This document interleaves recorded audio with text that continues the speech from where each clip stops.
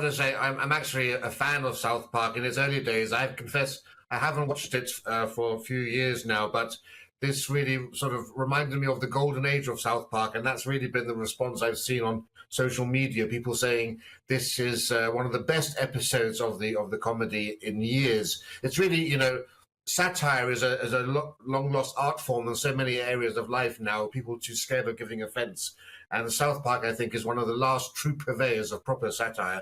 This is it at its most bitingly brilliant and brutal. I think, you know, anyone seeing this would not be... well, it's clear that there's a merciless skewering, if I can say, of the hypocrisy and the superficiality and the narcissism of the Duke and Duchess of Duplicity. One wonders whether they saw it. We know how keen Harry is to Google himself and his wife and see what's the public's reaction to them. I'm not sure if the royal family would engage in schadenfreude. They're too noble for that. But I'm sure many people are delighted in seeing Harry and Meghan get their just desserts. Yes, I imagine so.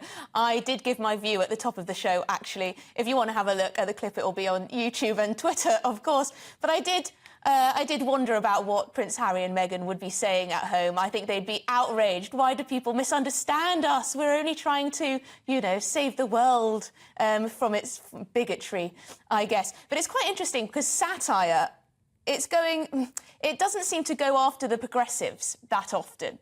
I read an article in The Telegraph, I believe it was today, a columnist had written about how this is great because the satire is actually going against the woke people rather than making fun of, I don't know, Trump, the easy targets.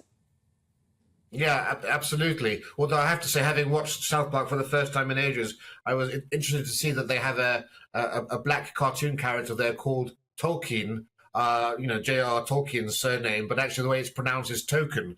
So I think South Park's been indulging in attacks and criticism of progressives for quite a long while, actually. But I think more broadly, I think this has just really exposed the catastrophic nature of Harry and Meghan's PR strategy. I mean, particularly after the release of Spare, or Wah, as South Park call it, the wailing of a crybaby. I think it's now increasingly...